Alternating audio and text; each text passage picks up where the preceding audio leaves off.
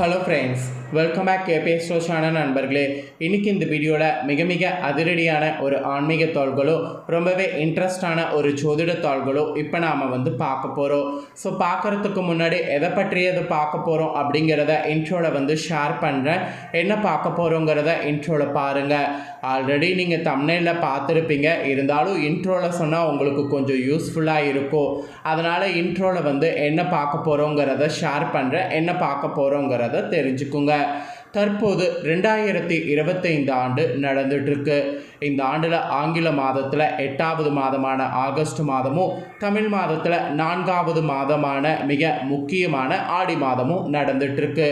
இந்த மாதத்தில் மிக அற்புதமான நாள் இன்னைக்கு தான். அப்படி என்ன அற்புதமான நாள் அப்படின்னு கேட்குறீங்களா? இன்னைக்கு தேதி பார்த்தீங்கன்னு வச்சுக்கோங்களேன், ஆகஸ்டுடைய 8. அதே போல் தமிழ் மாதம் ஆடியுடைய 23ஆம் நாள். கிழமை இன்னைக்கு திங்கக்கிழமை, வெள்ளிக்கிழமை. இன்னைக்கு இந்த வெள்ளிக்கிழமை என்ன வெள்ளிக்கிழமை அப்படிங்கிறது கண்டிப்பாக நிறைய பேருக்கு தெரிந்திருக்கும். வீடியோ பார்க்கக்கூடியவங்க, தெரியாதவங்க இன்னைக்கு என்ன நாள் அப்படிங்கிறத சொல்கிறேன், தெரிஞ்சுக்குங்க. இன்னைக்கு ஆடியுடைய 4வது வெள்ளி. அது மட்டும் இல்லாமல் இன்னைக்கு ஆடி பௌர்ணமி, இன்னைக்கு திருவோண விரதம், இன்னைக்கு அது மட்டும் இல்லாமல் வரலட்சுமி நோன்பு. இந்த ஒரு நாளில் எத்தனை சிறப்புகள் இருக்குங்கிறத தெரிஞ்சுக்குங்க. இந்த சிறப்புகளால் சிறப்பு கிரகநிலைகள் அமைந்து யோகங்கள் உருவாகுது. இந்த கிரக யோகங்கள் காரணமாக ஒவ்வொரு ராசிக்காரங்களுக்கும் தலையெழுத்து மாறுது. அதில் தனுசு ராசிக்காரங்களுக்கு என்ன தலையெழுத்து மாறும் அப்படிங்கிறத இந்த வீடியோவில் ஷேர் பண்ண போகிறேன். தனுசு ராசியில் பிறந்த நேயர்கள் இந்த ஒரு வீடியோவை ஸ்கிப் பண்ணாமல் பாருங்கள். உங்களோட ராசிக்கு என்ன தலையெழுத்து மாறும் அப்படிங்கிறத தெரிஞ்சு அதற்கேற்ப நடந்து பலன் பெறுங்க. சரி, அதுக்கு முன்னாடி நலம் தரக்கூடிய வரலட்சுமி விரதத்தை இன்று எவ்வாறு கடைபிடிக்கணும் அப்படிங்கிறத சிம்பிளாக உங்களுக்கு சொல்கிறேன். எப்படி அப்படிங்கிறத தெரிஞ்சு கடைபிடிங்க.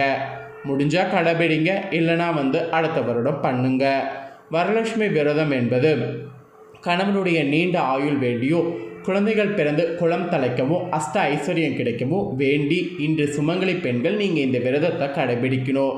வரலட்சுமி விரதமான இன்று வரலட்சுமி தாயாரை மனதால் நீங்கள் வேண்டினாலே ஆதிலட்சுமி, தனலட்சுமி, தானியலட்சுமி, வித்யலட்சுமி, வீரலட்சுமி, கஜலட்சுமி, சந்தனலட்சுமி, விஜயலட்சுமி ஆகிய அஷ்டலட்சுமிகளையும் வேண்டிய பலன் ஒரு சேர கிடைக்கும். இவர்கள் அனைவரும் இன்று வரலட்சுமி விரதத்தில் அந்த தாயாரான வரலட்சுமியில் ஐக்கியம் ஆவதாக ஒரு நம்பிக்கை. இந்த விரத வழிபாடு எவ்வாறு உருவானது என்பது குறித்து பல கதைகள் கூறப்படுது.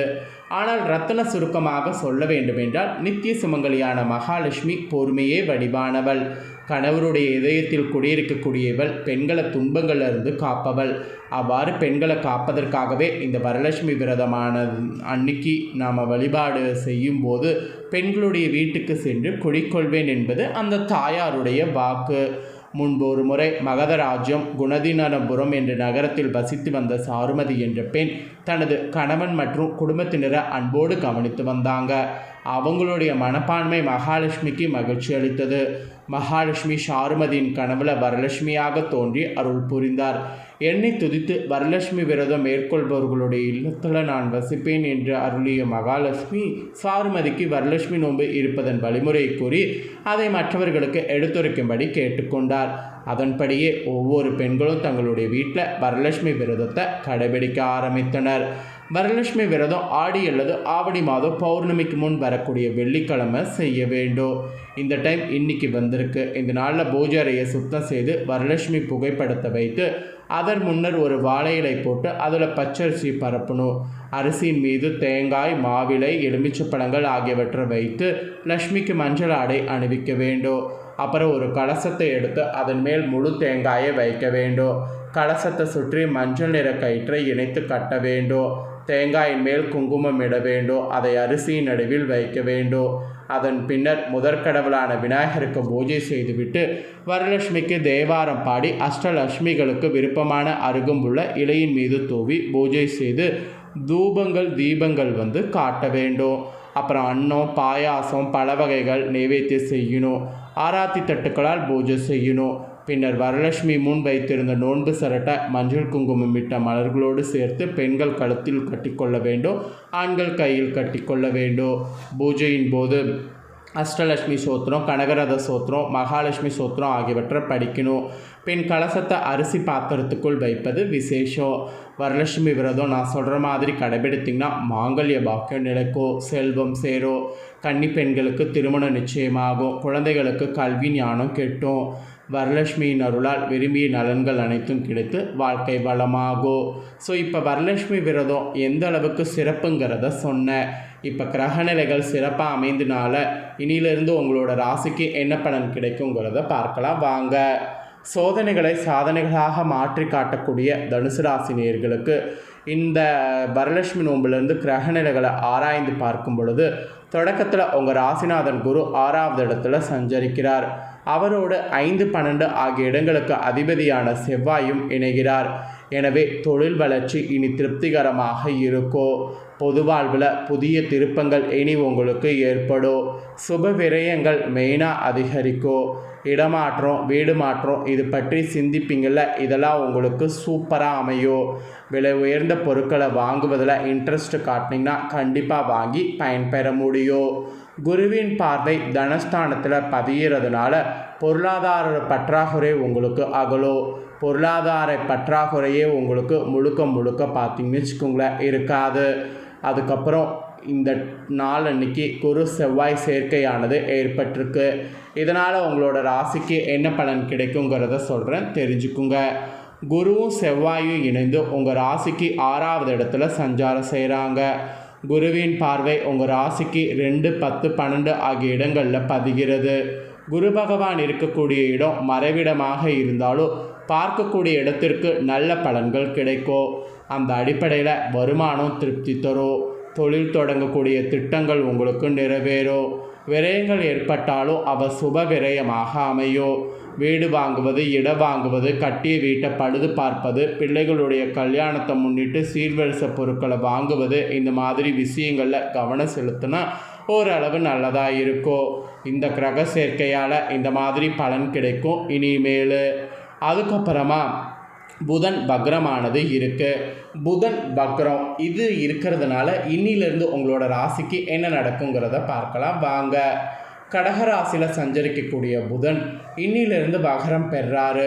உங்கள் ராசிக்கு 7, 10 ஆகிய இடங்களுக்கு அதிபதியானவர் புதன்.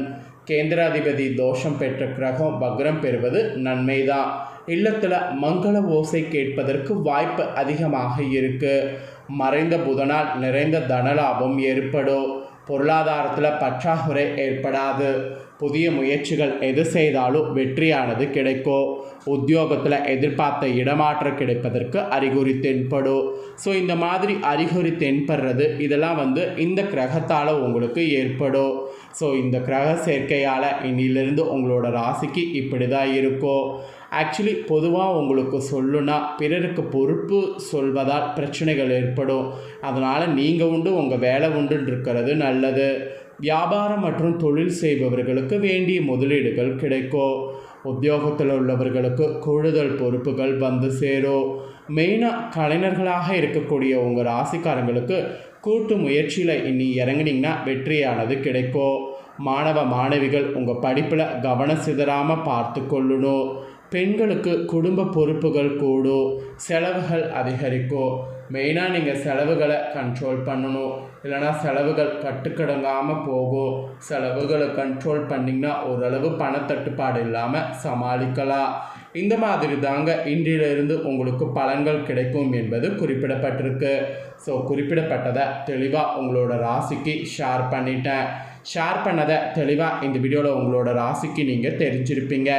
தெரிஞ்சதுக்கேற்ப நடந்து பயன்பெறுங்க. நீங்கள் இதை பார்த்து பயன்பெறுவது போல் உங்கள் ஃப்ரெண்ட்ஸ் ஃபேமிலியில் இருக்கிறவங்களும் பயன்பெறணும் அப்படின்னு நினச்சிங்கன்னா வீடியோ லைக் பண்ணி உங்கள் ஃப்ரெண்ட்ஸ் ஃபேமிலிக்கு ஷேர் பண்ணுங்கள். இந்த வீடியோவை உங்கள் ஃப்ரெண்ட்ஸ் ஃபேமிலியில் இருக்கிறவங்க பார்க்கட்டும். அவங்களும் தனுசு ராசிக்காரங்களாக இருந்தாங்கன்னா இந்த தாள்களை தெரிஞ்சு இதற்கேற்ப நடந்து பலனடையட்டும்.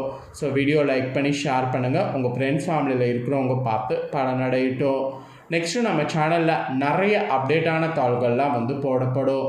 அதை எல்லாமே உடனுக்குடனே தெரிந்து கொள்ள இது வரைக்கும் நம்ம சேனலை சப்ஸ்கிரைப் பண்ணலன்னா சப்ஸ்கிரைப் பண்ணி பெல் பண்ண ப்ரெஸ் பண்ணுங்கள். ஃபஸ்ட் டைம் பார்க்குறவங்க அதை நீங்கள் பண்ணிட்டீங்கன்னா இனி நான் போடுற மற்ற அப்டேட்டான எல்லா வீடியோஸும் உடனுக்குடனே தெரிந்து கொள்ளலாம். ஸோ மறக்காமல் பண்ணுங்கள். நெக்ஸ்ட்டு இதே போல் சுவாரஸ்யமாக வேறொரு புதிய அப்டேட்டான தாள்களோடு மீண்டும் இன்னொரு புதிய வீடியோவில் வந்து உங்களை சந்திக்கிறேன். சப்ஸ்கிரைப் பண்ணி பெல் பண்ண ப்ரெஸ் பண்ணி சப்போர்ட் பண்ணுங்கள். தேங்க்யூ.